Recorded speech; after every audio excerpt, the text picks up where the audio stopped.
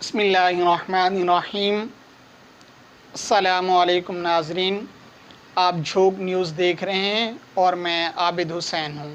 آج یکم مئی ہے اور یکم مئی عالمی مزدوروں کے حوالے سے جانا جاتا ہے، اور یہ دن دراصل شکاگو کے ان مزدوروں کو خراج تحسین پیش کرنے کے لیے منایا جاتا ہے جو امریکہ کے شہر شکاگو میں 1870 میں کام کیا کرتے تھے۔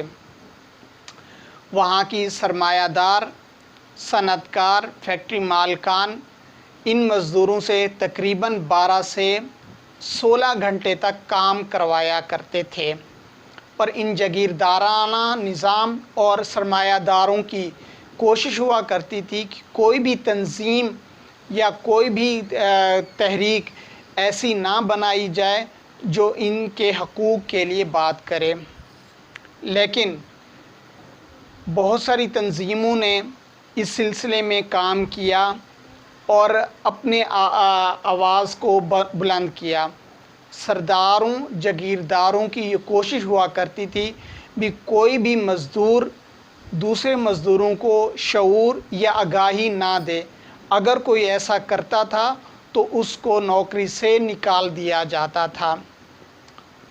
بہت ساری تنظیموں نے اس سلسلے میں اپنا کام کیا۔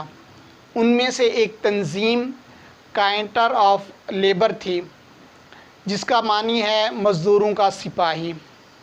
اس نے اپنی تحریک چلانا شروع کی۔ چنانچہ 1886 میں اس تنظیم نے اپنے تنظیم سازی میں 70,000 مزدوروں کو شامل کیا جو اس تحریک کا حصہ بنے۔ بالآخر اس تنظیم نے امریکہ کی تاریخ کا اس مظاہرے میں تقریباً 5 لاکھ لوگوں نے یا مزدوروں نے شرکت کی۔ صرف شکاگو شہر میں 80,000 مزدوروں نے اس مظاہرے میں شرکت کی۔ بدقسمتی سے جاگیردارانہ، سرمایہ دارانہ اور صنعت کاروں اور وہاں کی پولیس کی ملی بھگت سے اس مظاہرے پر بم دھماکہ کیا گیا، جس میں 6 مزدور مارے گئے۔ اس کے اگلے دن 4 مئی کو تقریباً 3,000 مزدوروں نے اس فیکٹری پہ ایک تحریک کا آغاز کیا، دوبارہ سے وہاں مظاہرہ کیا اور اپنے مارے گئے 6 مزدوروں سے اظہار یکجہتی اور اظہار ہمدردی کی۔ اس کی اگلی صبح ان مزدوروں کے 8 بڑے رہنماؤں کو گرفتار کر دیا اور ان پر مقدمہ چلایا گیا۔ ان پر مقدمہ کیا گیا جو 50 دن چلتا رہا۔ وہاں کی ججز گیری اور پولیس ان سے ملی ہوئی تھی، جاگیرداروں سے، سرمایہ داروں سے۔ ان کی کوشش تھی کہ ان کو کسی نہ کسی طریقے سے سزا سنا دی جائے۔ چنانچہ 118 گواہوں کے بیان کو قلم بند کرنے کے بعد 11 نومبر 1886 کو ان 8 میں سے 7 رہنماؤں کو سزائے موت اور ایک کو 15 سال کی قید کی سزا سنا دی گئی۔ ایک سے بڑا آخر ان میں سے 6 ایسے تھے جو جب بم دھماکہ یا حملہ ہوا تھا تو وہ اس جگہ پر موجود ہی نہیں تھے، لیکن وہاں کا جو نظام یا اشرافیہ تھی وہ یہ چاہتی تھی کہ ان کو ضرور سزائیں ملیں تاکہ یہ اپنا مطالبہ جو 8 گھنٹے کا ہے اس سے پیچھے ہٹ جائیں۔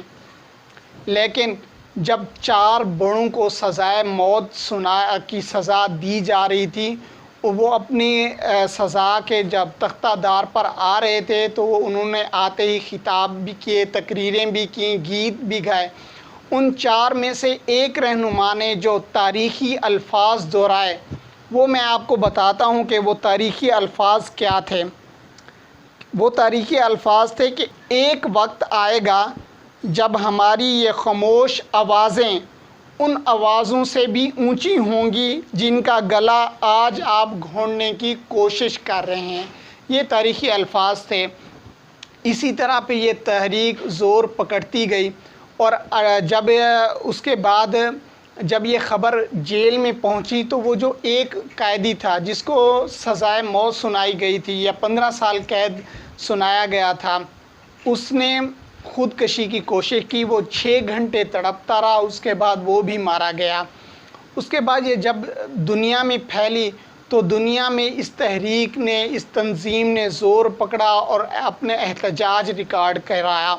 بالآخر اس کا نتیجہ یہ ہوا کہ 1890 میں اس تحریک کا جو ہے عالمی دن کے طور پر اس کو منایا گیا۔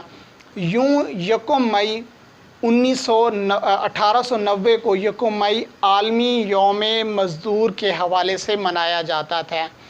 اگر ہم پاکستان کی بات کریں تو پاکستان میں 70 کی دہائی میں ذوالفقار علی بھٹو نے اس پر کام کیا اور مزدوروں کے حوالے سے اس دن کو منایا، اور مزدوروں کی بہت ساری جو وہ تھی تنخواہیں تھیں یا ان کے جو تھے وہ پورے کیے مطالبات۔ اور جب ڈکٹیٹرشپ رہے ہیں تو مزدوروں کے حوالے سے کچھ بھی نہیں، جب جمہوری حکومتیں آئیں تو مزدوروں کے حوالے سے ہوا۔ تب سے جب یہ تحریکیں چلیں تو جو مزدوروں کا جھنڈا تھا وہ ریڈ کلر کا تھا۔ اب یہ پاکستان میں اور دنیا بھر میں یکم مئی مزدوروں کے حوالے سے جانا جاتا ہے۔ تاریخ میں آتا ہے اب بھی اسرائیل اور امریکہ میں یہ دن نہیں منایا جاتا۔ تو پاکستان میں یا دنیا بھر میں مزدور جو ہوتا ہے وہ ریڑھ کی ہڈی ہوتا ہے، تو ہمیں اپنے مزدوروں کی ان سے ہمدردی کرنی چاہیے، ان سے زیادہ مشقت نہیں لینی چاہیے، جتنا ہو سکے اچھے سلوک سے پیش آنا چاہیے۔ پاکستان زندہ باد، ان سے